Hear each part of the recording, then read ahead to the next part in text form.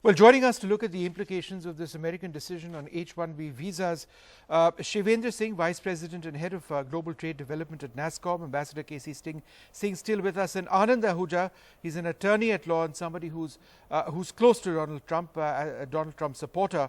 Shivendra Singh, firstly to you, sir, what are the numbers that we are looking at of Indians who would be directly impacted by this? Well, if you look at, thank you first of all for inviting me, Vishnu. If you look at the total number of visas, it's about 65,000 capped H-1B visas and 20,000. So it's a total of 85,000 in the year, which was going to start in 1st of October 2020.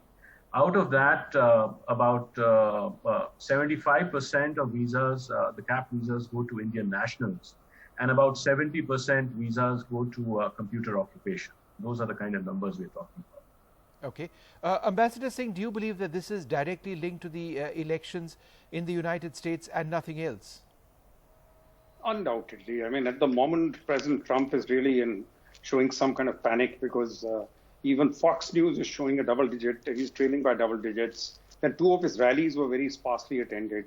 And then on top of that, Biden, his Democratic opponent, is not presenting a large target. Yeah. So what he wants is someone he can spar with, somebody he can argue with. So he's getting quite nervous in his conduct, behavior, public articulation, and this is one of the low-hanging fruits. He goes after this. Optically, it looks good, but it doesn't mean that there are that many Americans available to fill those jobs. Number of states are seeing the cases go up again. There may be a second wave. With the second wave, some other states may be again forced to shut down. The president's instinct is to keep the economy open, because he wants the economy to pick up. That's his only hope left. Same in India. I heard on your channel somebody saying that they can be Atmanirbhar, but here also economy is slowed down. No, right. It's not that there are jobs going around in India too. Right. So I think it's a global problem. But probably the good thing is that some court may step in, because we've seen even the Supreme Court on two things has gone against Trump. Yeah. One with the youngsters born there whose parents were illegals. Right. So I suspect this will go to the courts. There may be a stay on this, and there are not that many months left, because the election will be beginning of November. Right. So if President Trump is gone, it doesn't mean the next president may immediately do the reverse, because some of the economic reality will stay. Sure. It'll take some time, but I think we have to realize that this is not India specific. Yeah. This is not something which is just limited to America. We may see it happen elsewhere. Yeah. There is just a big churn which is taking place in global economy, exacerbated by Chinese behavior, as we have seen with us, with East Asian countries and so on and so forth. Sure. So let's just wait out these 3-4 months. Hopefully, this will gradually resolve itself. Mr. Ahuja, and I'm just going to read out what NASSCOM actually said earlier on, that companies, Indian companies in the United States, several American companies which employ Indians as well, have hired tens of thousands of Americans and invested billions of dollars in recent years. They, like others in the sector, utilize highly skilled individuals. The new proclamation imposes huge challenges and possibly forces more work to be performed offshore. So how is this in America's interest if business ultimately gets taken away from America? So as you said very rightly, the emphasis as far as Trump administration's immigration policy is concerned is on merit-based immigration system.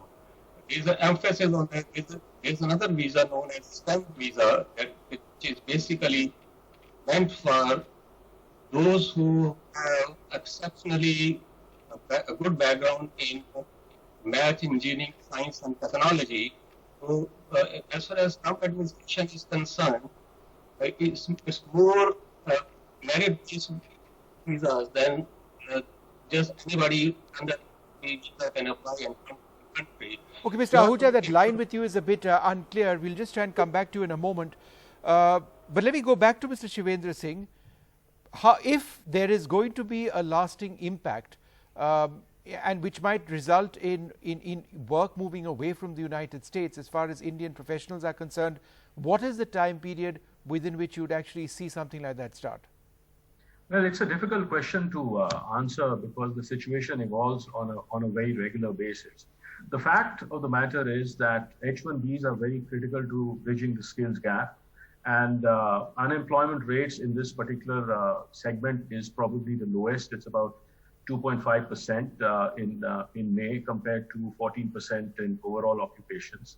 And hence they are critical to the success of the economy, and this would harm job creation. So that is very important to understand, that while H-1B visas are being restricted, what happens is when you build up teams in the US, and when companies do that, it's a blend of various skills brought in by H-1B non-immigrant visas as well as local hires. Now, if that gets disturbed, then it creates a problem in growing the entire job creation, which is what we were talking about, the negative impact on the economy in terms of job creation. So if you look at impact, we are seeing that currently it's still December, but the new season starts in October, which is about 3 months. In realistic terms, we do not expect too much of travel to happen due to COVID pandemic right now. So most of the travel which would have happened between October 1st onwards, which is new H-1B season. So those are 3 months that we are getting impacted. We will have to see how and when the review takes place, because review is going to be taking place intermittently as well.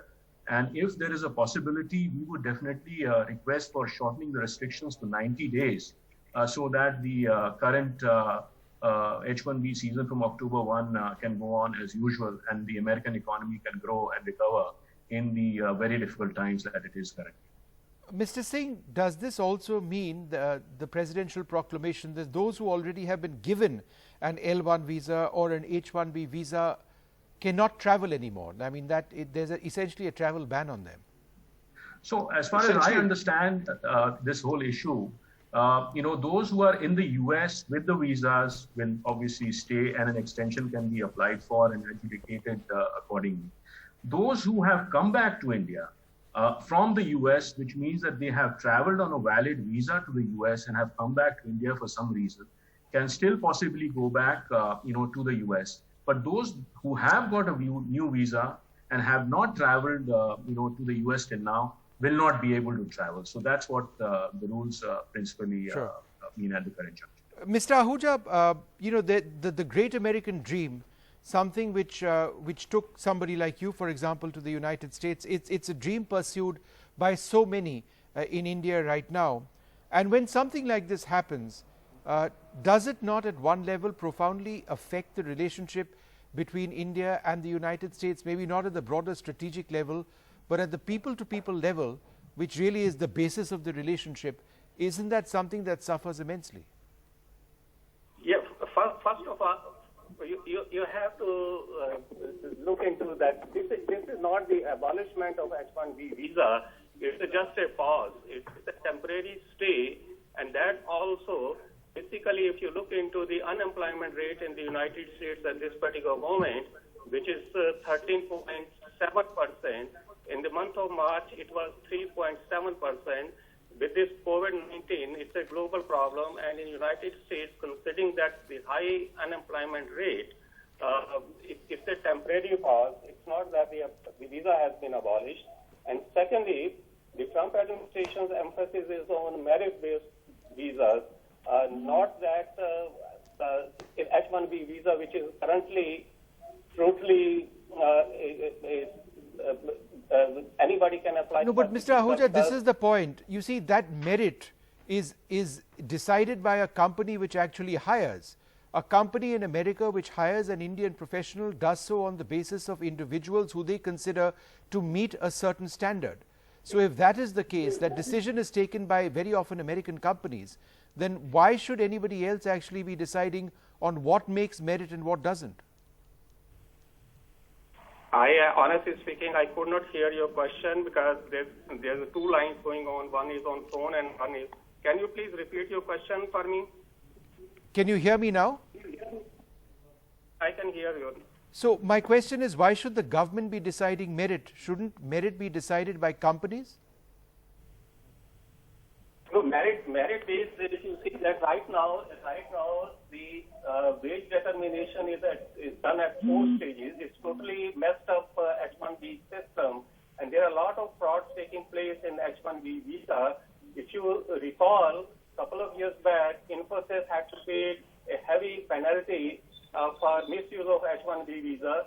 Similarly, TCS had to pay heavy penalty for misuse of H-1B visa. So H-1 visa in its current shape is basically messed up messed up immigration system. So we need to have some kind of reform in this H-1B visa system. And for that, as I said, that the emphasis is and should be on merit-based.